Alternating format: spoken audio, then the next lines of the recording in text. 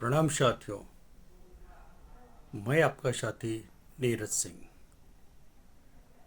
Janata Dal United के सीतामढ़ी से सांसद, नवनिर्वाचित सांसद देवेश चंद्र ठाकुर का अजीबोगरीब वक्तव्य आया है। वो अपने अभिनंदन समारोह में बात रख रहे थे। उस दौरान उन्होंने यादव, मुस्लिम और कुशवाहा समाज के बारे में ये कहा कि उनका वोट हमें नहीं मिला और इसलिए उनका कोई व्यक्तिगत काम हमसे नहीं होगा। वो आए तो चाय पिए, मिठाई खाएं और जाएं। ये वक्तव्य जो कि बिहार विधान परिषद के अब तक सभापति भी थे और वो एक लोक प्रतिनिधि क्या दायित्व होना चाहिए उसके बारे में तो उन्हें बखूबी पता होगा। तो इस तरह का वक्तव्य आखिर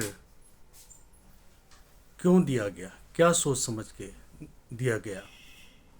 क्या ये जनता दल यूनाइटेड को और नुकसान पहुंचाने के लिए ऐसा वक्तव्य दिया गया? ये वही देवेश चंद्र ठाकुर हैं जिन्होंने कहा था कि यदि भाजपा के साथ, एनडीए के साथ रह के जेडीयू चुनाव लड़ेगी तो उनकी जीत का अंतर 5 लाख होगा, जबकि महागठबंधन के साथ रह के चुनाव लड़ने पे 2-2.5 लाख के मतों से उनका विजय होगा। तो आखिर भाजपा के साथ चुनाव लड़ते हुए उनके जीत का अंतर इतना क्यों कम गया जो उन्हें ये बात कहना पड़ा? क्या जनता दल यूनाइटेड को यादव समाज का वोट नहीं मिलता? अगर ऐसा होता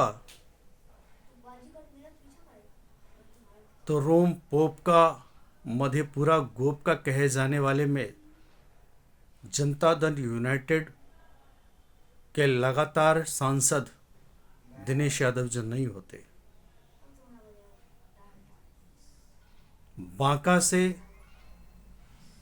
गिरधर यादव, वहाँ 2 यादव चुनाव लड़े थे, महागठबंधन से भी यादव, जयप्रकाश यादव, और जेडीयू से गिरधर यादव। तो ये गिरधर यादव को तो चुनाव नहीं जीतना चाहिए था। वो कैसे चुनाव जीत गए यदि यदुवंशी समाज, यादव समाज उन्हें वोट नहीं दे रहा था? तो यही नहीं, बिहार सरकार में विजेंद्र यादव जो लगातार बिजली मंत्री हैं, बिजली विभाग को संभालते आए हैं और बिहार में बिजली की स्थिति उनके नेतृत्व में बहुत सुधार हुआ है और जनता दल यूनाइटेड के एक वरिष्ठ नेता हैं, मंत्री हैं, और सुपौल से वो चुनाव नहीं जीतते।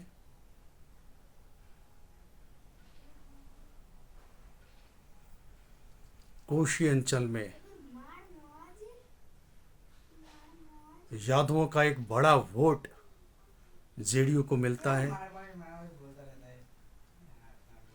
ऐसा नहीं होता।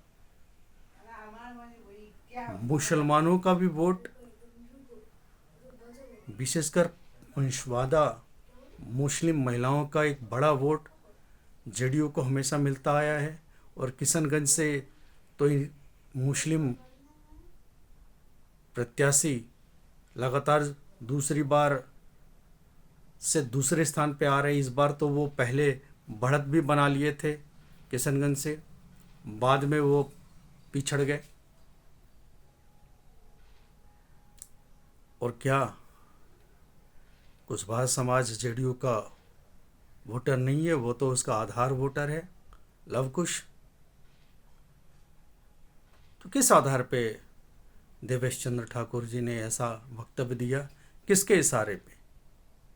क्या वो जेडीयू में रहते हुए जेडीयू को कमज़ोर करना चाहते हैं? क्या वो जेडीयू में भाजपा के स्लीपर सेल हैं? जबकि ऐसा कहा जाता है कि नीतीश कुमार उन्हें बहुत ही सम्मान देते हैं, उनके बातों को वजन कर देते हैं और उनके मनपसंद अधिकारी सीतामढ़ी में नियुक्त किए जाते हैं। इतना होने के बावजूद देवेश चंद्र ठाकुर जी का ये वक्तव्य अति निंदनीय है और जेडीयू को कमजोर करने की एक बड़ी साजिश हो सकती है।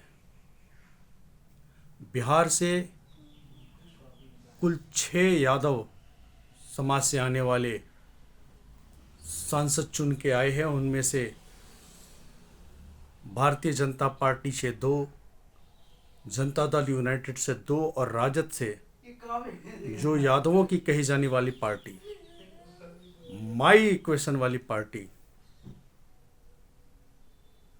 से सिर्फ और सिर्फ 2 यादव चुन के आए हैं। वो भी एक उनकी अपने परिवार की उनकी एक बेटी है। बाहर से तो एक ही प्रत्याशी है, जबकि जेडीयू में तो दोनों प्रत्याशी बाहर के हैं, नीतीश कुमार के कोई घर के नहीं हैं। तो बगैर स्पष्ट है कि बगैर यादवों के वोट के तो ऐसा हुआ नहीं होगा।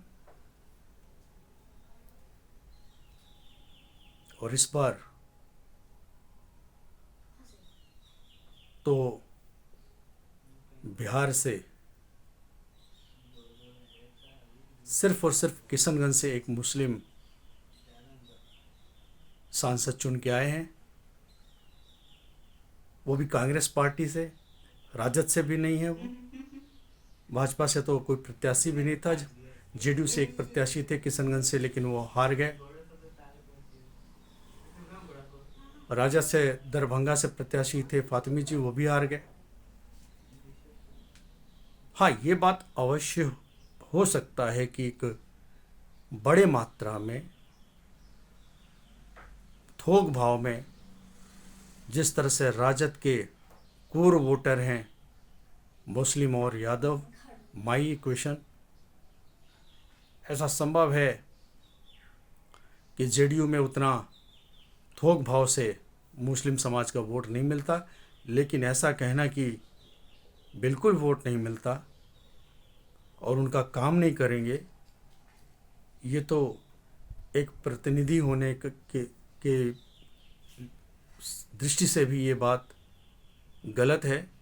चुनाव से पहले तो उम्मीदवार होता है, वो सबसे वोट मांगता है, लेकिन प्रतिनिधि चुन जाने के बाद जो उसे वोट दे और न दे, सबके लिए वो एक सांसद हो जाते हैं और सबके लिए समान दृष्टि से वो काम करने के भागी होते हैं। तो जेडीयू को वक्त रहते उसके अंदर के स्लीपर सेल को पहचानना होगा और इस तरह के लोगों से वक्त रहते अगर किनारा नहीं कर पाएंगे तो जेडीयू का भी बुरा असर होगा। धन्यवाद।